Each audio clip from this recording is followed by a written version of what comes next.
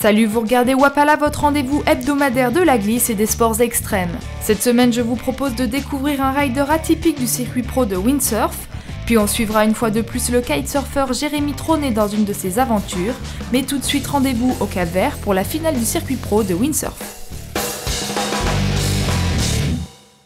À l'île de Sal, la semaine dernière, les coureurs du circuit pro de windsurf ont brûlé toutes leurs cartouches pour essayer de courir la finale du Tour mondial.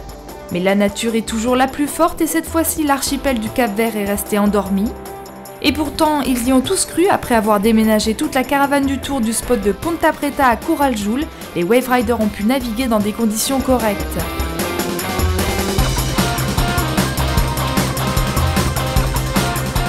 Malheureusement, le vent a fini par retomber et seulement 5 tours ont pu être validés. Situées à 500 km des côtes du Sénégal, les îles du Cap-Vert sont pourtant très réputées pour le surf et le windsurf. De décembre à avril, les alizés y soufflent avec force et constance, et la houle rentre en masse sur les 19 îles de l'archipel. Mais la météo reste une science inexacte avec son lot de mystères et toute exception peut arriver. Le local Joe Sangulo n'aura donc pas pu s'illustrer chez lui et conserver son titre de champion du monde de vague 2009. Le classement reste donc inchangé après 3 épreuves de vagues qui ont eu lieu aux Canaries, au Danemark et en Allemagne. Victor Fernandez devient donc pour la première fois champion du monde de vagues, suivi par Ricardo Campello, le 3 fois champion du monde en freestyle, et enfin le jeune Philippe Coster qui s'était illustré l'année dernière en remportant l'épreuve de Pozo. Après la compète, place à la balade avec Jérémy Trôné, le kitesurfer globetrotter nous invite une fois de plus à embarquer pour l'aventure.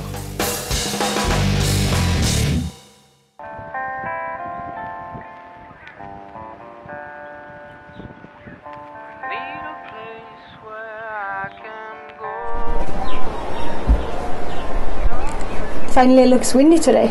What do you want to do? Yeah, it looks pretty good. I don't know if the light is good enough for filming. What do you think? I think it looks pretty good. Yeah, it's true. Yeah, it's good. Let's go kite. Let's go. I need a place where I can go, somewhere to rest my soul.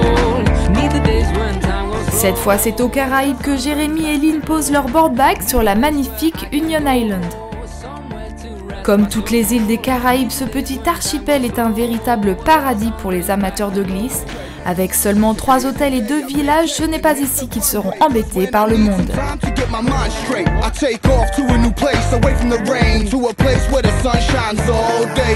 Oh yes, I love it, I place no vacation above it. A plane, train, bus, cab, I don't care, I walk it, I'm gone. Then I'm back in my zone, as I arrive, I feel at home.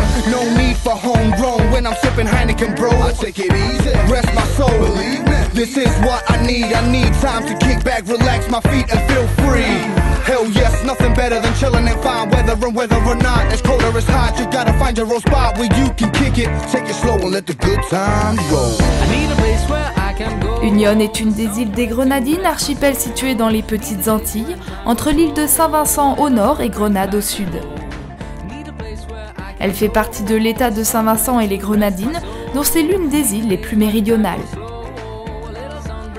Cette île volcanique était autrefois peuplée d'Indiens Arawak, puis l'esclavage est passé par là et les planteurs anglais et français ont colonisé Union avec des esclaves africains venant du Cameroun et d'Angola. À l'époque, Union grouillait avec pas moins de 5000 habitants. Aujourd'hui, quelques touristes viennent profiter de son calme et nos 2 tourtereaux profitent de l'Alizé qui souffle abondamment pour découvrir les abords de cette île en kitesurf bien sûr.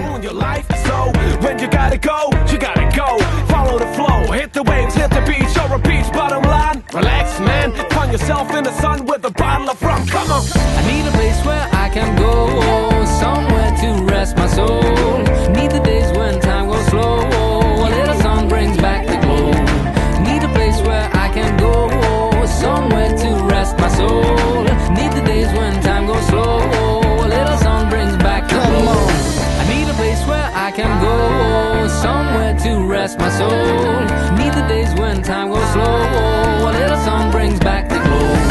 Need a place where I can go, somewhere to rest my soul. Need the days when time goes slow. A little sun brings back the glow. quitte une île pour en retrouver une autre, Kourosh Kiani se livre au jeu d'une interview sur la mythique île de Maui. Rencontre avec ce World Cupper au parcours atypique.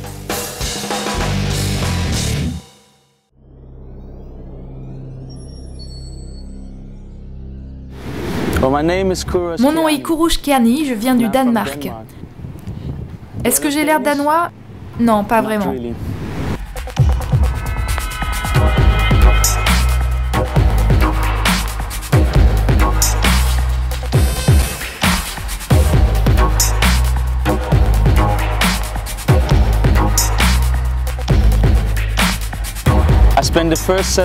J'ai passé les 7 premières années de ma vie en Iran et c'est là où je suis née. Mais à l'âge de 7 ans, mes parents ont décidé de faire leurs valises et de partir. Et pour je ne sais quelle raison, ils ont trouvé un magnifique endroit, le Danemark, et j'habite là-bas depuis. On pourrait dire que j'ai 2 différentes facettes, ce qui m'aide, je pense, à comprendre les gens et la vie beaucoup mieux.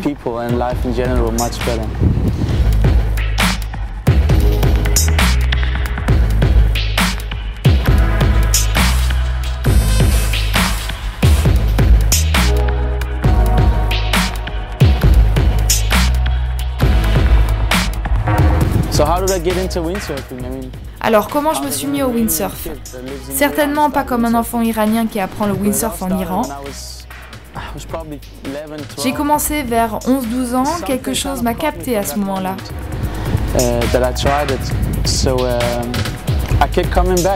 Donc j'ai continué de revenir, je suis revenu le jour suivant, la semaine suivante. J'ai pris des leçons et petit à petit, j'ai acheté une planche, une voile.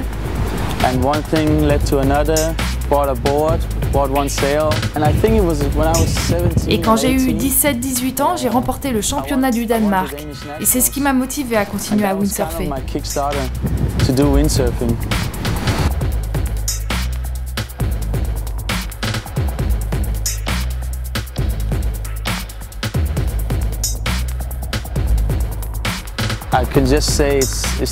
Je peux dire que c'est la meilleure chose qui me soit arrivée.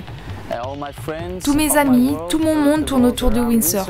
Tous les gens que je connais, les contacts que j'ai autour du monde viennent du windsurf.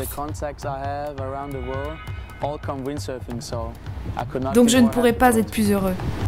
Et voilà, Wapala le Mag, c'est déjà terminé. À la semaine prochaine, à plus et bon ride!